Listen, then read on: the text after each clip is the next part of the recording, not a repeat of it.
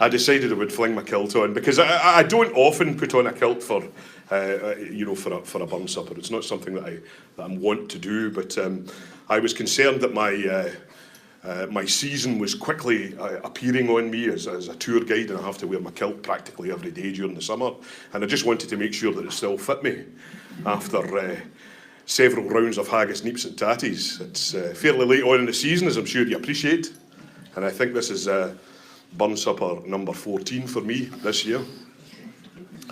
And haggis is not kind on your midriff, shall we say. I can see some nods in agreement there. So, really, when I stand up to talk at a burn supper, I haven't got much of a clue what I'm going to say.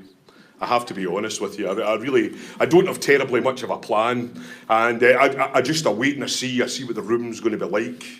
But I did have to do a little bit of research tonight, because I thought, okay, I'm coming to a golf club. I want to know what kind of a golf club it is, and so I looked on Fife's own search engine. Usually I would use Google. Seeing as how it's a golf club, maybe Bing would have been a better idea, Pro-Am sort of search engine. But no, I decided to use Fife's own search engine, yahoorsir.com.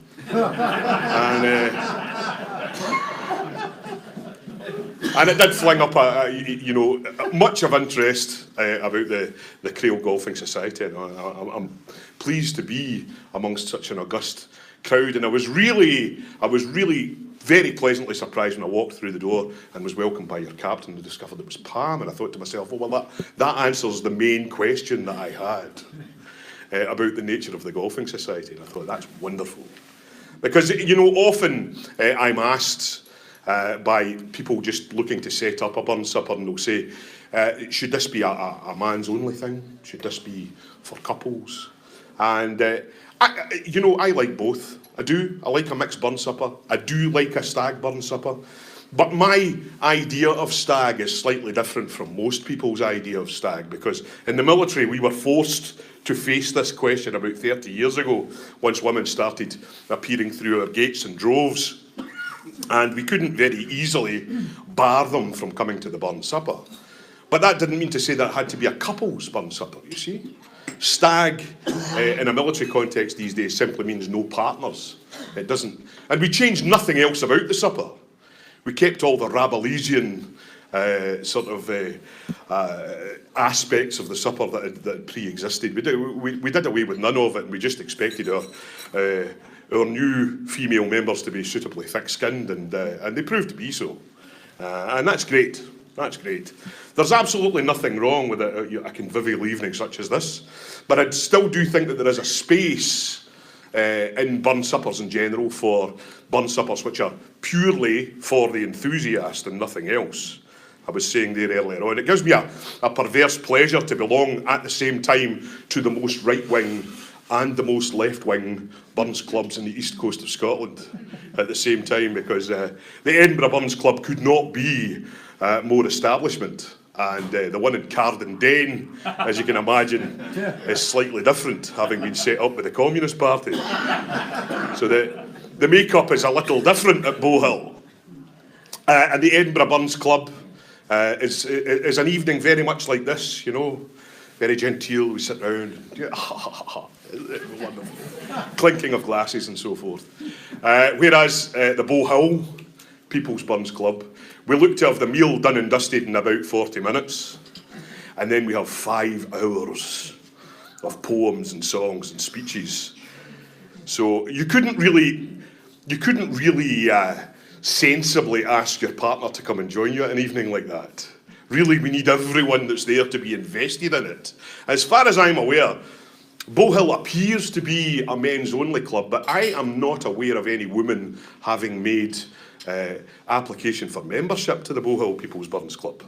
And that's of course where it starts to get sticky. So I do hope that it happens sometime soon, because I think once we get to the 21st century, it's a ridiculous proposition to suggest that only men can have an interest in burns. Not so, not so.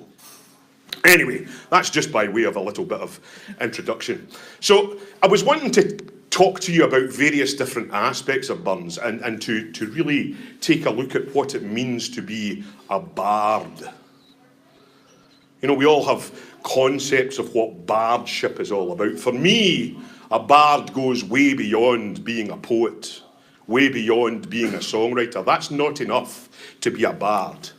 What a bard does, ladies and gentlemen, is a bard shows a nation what to aspire to. That's the role of a bard. Much, much more than just writing one or two lines of doggerel. Much more than writing songs. But I want to just tear apart one or two things about Robert Burns, because he is an absolutely singular individual. Most nations that you'll go to will boast a great poet. They will boast a great songwriter. They will boast an individual who says everything wise that there is to be said in their mother tongue.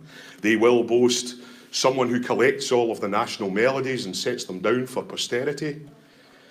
But it's very, very, very singular in Scotland that we have one single individual performing all of these roles for us.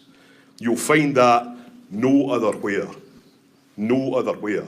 On the face of it, you would think that to be able to write poetry and to write a song would be more or less the same craft. But I charge you to go away and do some search. You can use whichever search engine you like. You don't have to use Fife's own one. But do take a look and see if you can discover another poet in any tongue who is also a great songwriter, or conversely, a songwriter who writes first-rate poetry. They literally don't exist. And yet these are only two of our aspects. Yes, Burns stands to us as Dante does to the Italians. Yes, Burns stands to us as, I don't know, maybe Irving Berlin stands to the American songbook. But he also stands to us as Confucius does to China. He also stands to us as Cecil Sharp stands to England in terms of song collection. You possibly don't know who Cecil Sharp is. He's the fellow who set up the English Folk Music and Dance Society. And if you want to know just exactly what Burns did for us in terms of his skill as a musical antiquarian, I can think of no better example than Swing Low, Sweet Chariot. For if Burns hadn't showed us exactly what Scottish melodies should sound like, we too may be singing Negro spirituals at our rugby union matches.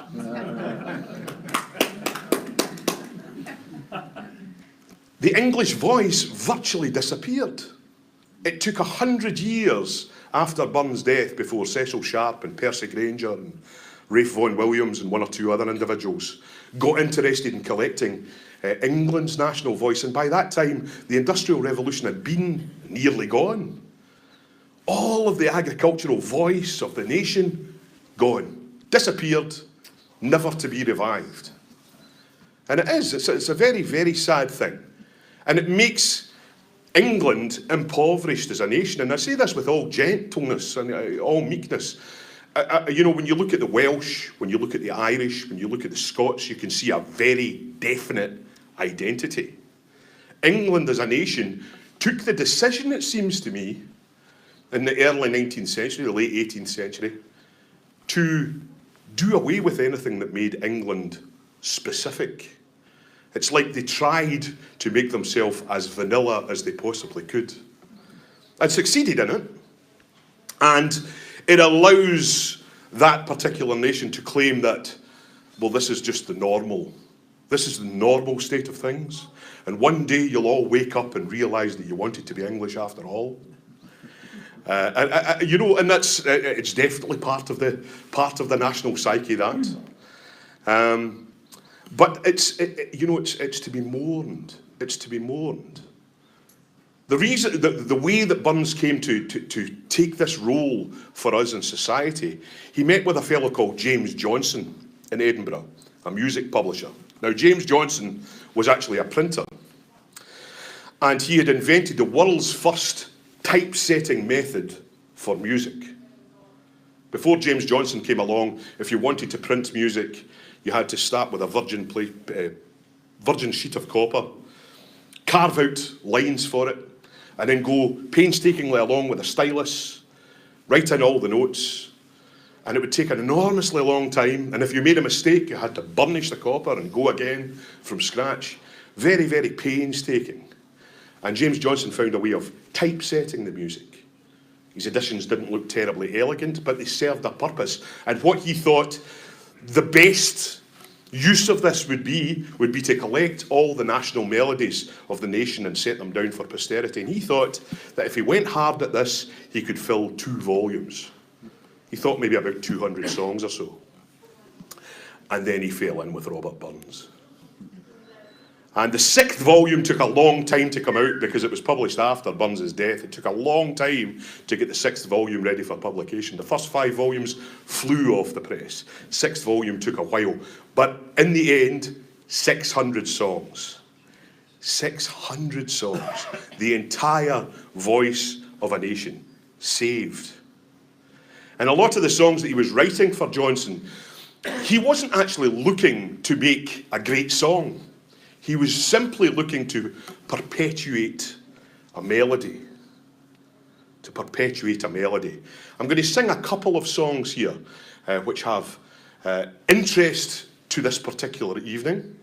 One of which was written for the Colonel of the Crail Fencibles, not Ian, his predecessor, Willie Dunbar.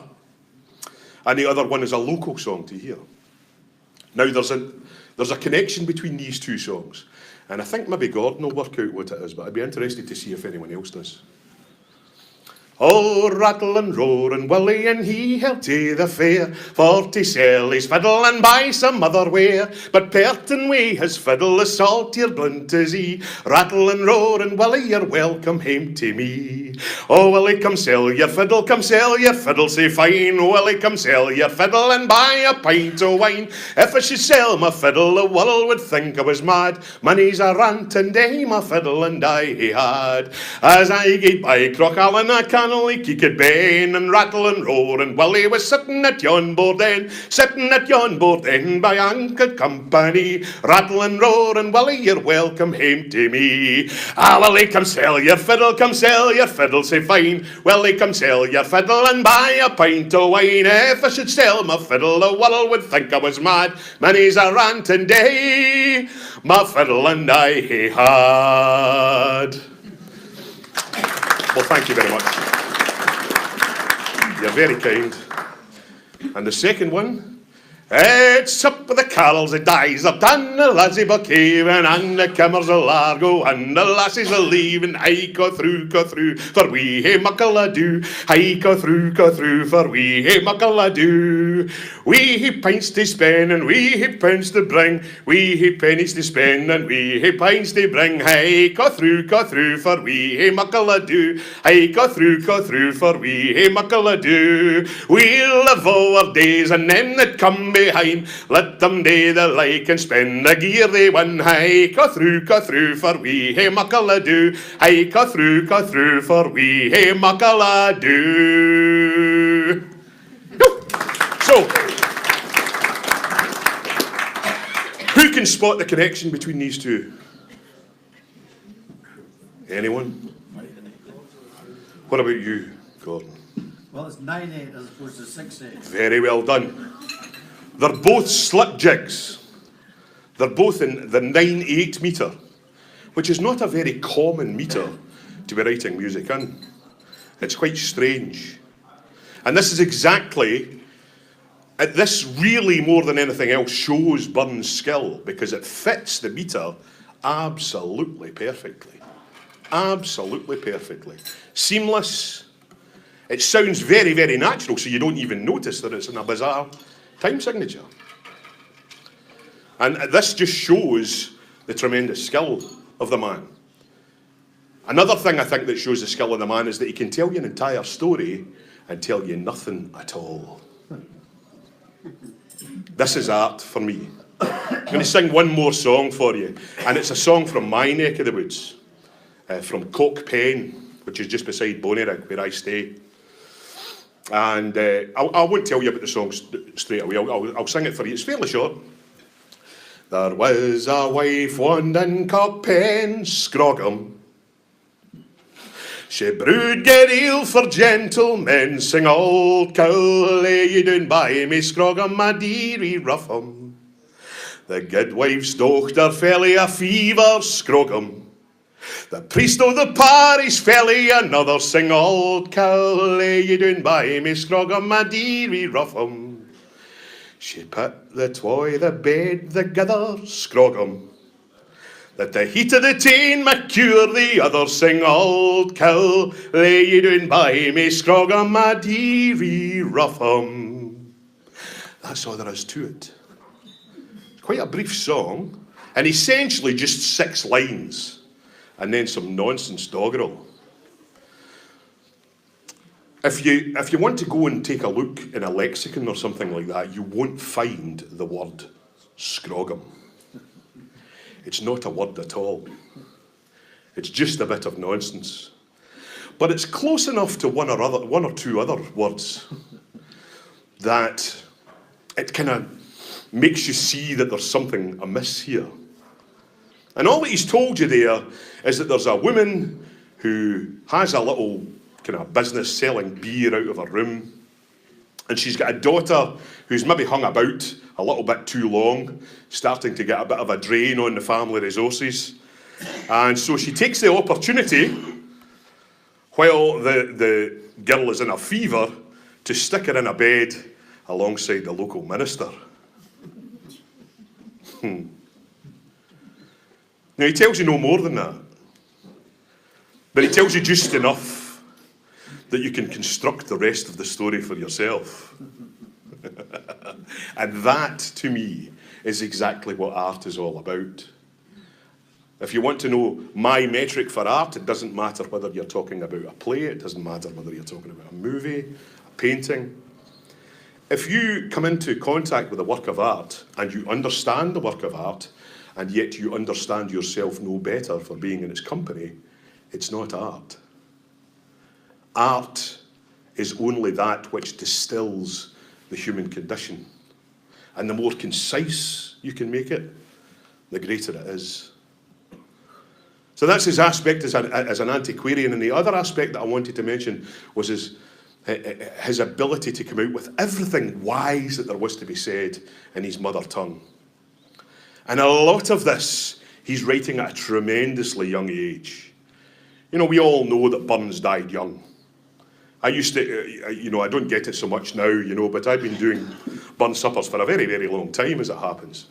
And see, about 10 years ago or so, I would stand up to give an Immortal Memory at a place, and someone would look at me and say, "Are you not a wee bit young to be doing this?" And to which I had to say to them, "If Burns was stood here where I am now, he'd have been dead 2 years."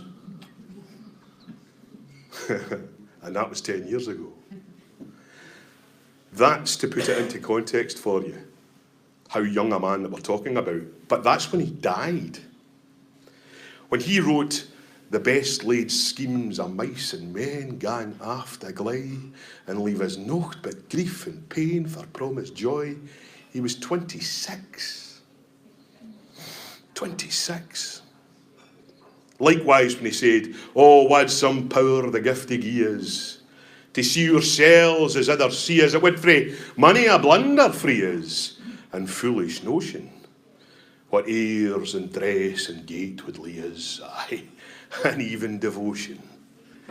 Tremendously perceptive eye for the human condition. A wonderful poem that he wrote, an epistle to his brother poet and fiddler, Davy Siller, his epistle to Davy. And there's a wonderful line in there, and he's talked about how, isn't it just shocking that the nobility can get away with so much? And then his very next stanza, "Then let us cheerful acquiesce, nor mak our scanty pleasures less be pining at our fate, and even should misfortune come, I here was it, has met with some, and's grateful for it yet. It gies the wit of age to youth. It lets us ken oursel. It makes us see the naked truth, the real good or ill, though losses and crosses be lessons rich severe. There's wit there, you'll get there, you'll find nae other where. 25 when he penned that. And he sees right into the heart of the human condition. Sets it down for us. This is why the Edinburgh literati were convinced that they had within Burns a heaven-taught ploughman. Now, his education was a very hard one indeed. You know, William Burns had to stagger and toil in order to provide Burns with the education that he provided him with. But all he could do was give him a grounding and then leave him to find the rest of it himself. Make sure that access was always there for books within the house. And it was allowed at the Burns table, even when they were sitting eating their supper, for people to be sitting reading books. And I always think about that when my wife's telling my daughters to put away their cell phones when they're sat at the table. I'm thinking, are we stifling the next Burns? I doubt it, because they're kind of on Facebook and Snapchat and what have you, so it's unlikely. But there we go. We have to keep an eye on it, because as a nation, we should have done much better for Burns, truth to be told. You know, he lived in a generation, probably just the generation prior to that, when he could have been a truly independent individual. If he'd only lived another 30 years later, the chances are he could have funded everything himself, just off the sweat of his brow, because he was capable of so much, and frittered away at the end, ladies and gentlemen. And that's why it's important that we meet in gatherings like this every year to keep his memory alive, because he shows us as a nation what we can aspire to be. Which is why he's always chosen whenever there's a poll in Scotland. And I think it must be a curiosity to people looking at Scotland from outside to see that we've chosen a poet to be our national hero. Really? That doesn't seem to fit in with the notion of, you know, the bellicose Scot. You know, and you've chosen a poet.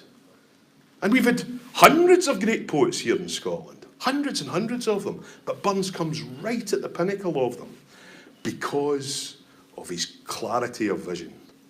And you only find that when you crack open a Burns book, ladies and gentlemen. So I'm just going to leave you with that. I'm going to ask you to charge your glasses if you haven't already done so. And please be on your feet to toast the immortal memory of Robert Burns. Well done, sir.